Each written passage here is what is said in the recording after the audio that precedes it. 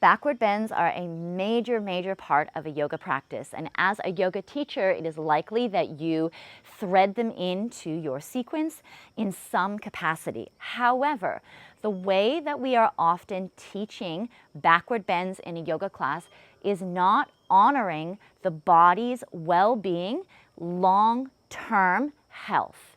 Now, the reason why this is because we focus too much on the depth, on deepening a backward bend. But if you want to focus on nourishing your students' bodies, then I'm going to share with you something that you can guide them with that is going to make the most difference for them, the longevity of their practice. It will make this so much more accessible, and it will also help you guide those students who really find that backward bending and spinal extension is incredibly uncomfortable for them. And it has everything to do with what's going on here and with the direction that you guide your students to move towards in a backward bend. Now, I'm going to speak specifically in this video about backward bends from an upright position. One of the biggest misconceptions about a standing upright backward bend, and that is that we're going back. You are not going back in a backward bend. If you instruct your students to go up and over, automatically there is going to be much more of an integrated participation of, as I mentioned before, this area. A backward bend is not just a flaccid, unparticipating abdomen. A backward bend and an extension of the spine requires abdominal activation. It is actually a core exercise.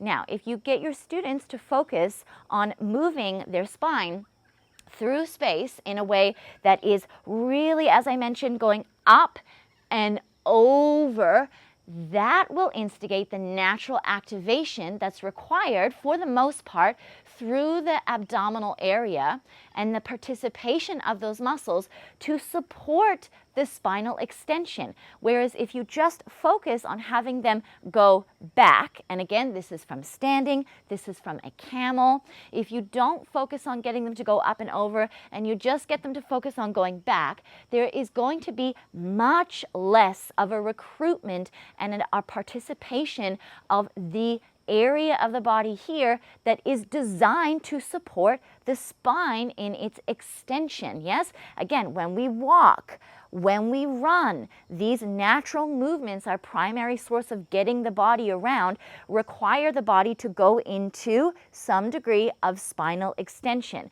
Now, if there is no active participation of the abdomen when we're in that spinal extension, this is when we create hinge points in the body. Specifically, this is very common. You'll probably see your students create hinge points very often in the lower back. So if we're inclined to creating hinge points, and then we're also going, into a backward bend, going back, and gravity pulling us down, this is not a good recipe, and this can lead to joint instability. It can exacerbate an existing problem, and it is just not nourishing or respectful of the spine or the body as a holistic unit.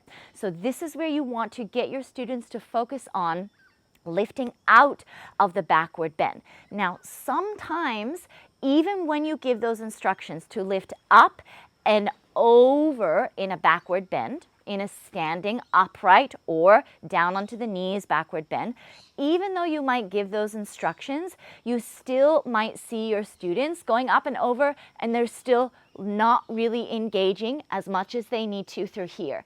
They might complain to you and share that they get a little bit of pain in the lower back. Now again, this is generally because we are taking the backward bend into a position where it's probably too far for function, number one. And number two, it's just not very nourishing to not have the contrasting support when the body is moving with gravity in this way. So this is where you might need to instruct them to be more conscientious and more active with their participation of bringing a bit more of like a zipping up energy into the front of the body. So as long as they can maintain that zipped up energy and they're lifting up and over into the backward bend, then they're not going to be taking their spine into a place that is going to lead to a hinge point in the lumbar spine. They're going to be having the participation of this front area of the body as a support structure. And when this is supporting the movement, then the muscles and every part of the body that is an active participant in allowing that movement to happen in a supportive way, it creates the necessary lengthening of the tissues for the backward bend to occur, but it also maintains the structure and the stability so that one is not going too far for function. And this is what we commonly do in backward bends. We go too far for function. Now, obviously, if you have a yoga student who really wants to do that type of backward bend, it's their choice. You cannot control them. They get to choose. They have free will. But as a yoga teacher, if you are invested in some of your values as a teacher sit in longevity, accessibility, and sustainability of a practice, super important that you encourage, empower, and guide your students within their backward bend using these tips. Don't get them to just go back, get them to go up and over. In addition, add on to that a zipping up through the front of the body. You know what? They're probably not going to be able to go back as deep as they might normally do. And this is a good thing. Why? Because their idea, and a lot of times as teachers, our ideas of what deeper means is actually quite dysfunctional. So if you want to encourage your students to find spinal extension in a much more healthy, nourishing, accessible way that prioritizes long-term well-being, then you want to focus on these things: going up and over, and if need be, putting some more tone into the belly by zipping up this front line a little bit more, maintaining that, and then only going as far as a person can while maintaining that, and that's exploring their depth. That is the deepness of a spinal extension, of a backward bend, that is going to prove to be much more nourishing for them and their long-term health and well-being. Now, quickly, as a last little thing, this can be practiced in cat-cow. So when you get your students to come into their cow position, instead of just dropping down and letting the abdomen go passive, encourage your students from their cat to keep the tone in the belly, maintain the tone in the belly, and only move into their cow as much as they can while maintaining the tone into the belly. And this will help them feel into the foundations of understanding how to do this in something like a camel or a standing backward bend, even a seated backward bend, especially something like a lunge.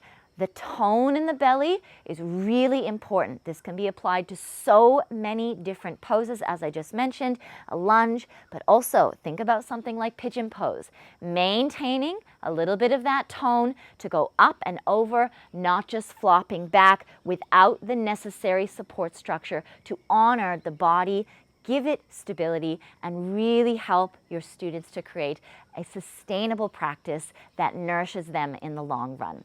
Give this a try in your classes. Let me know how it goes, and make sure that you subscribe to my channel for more tips like this.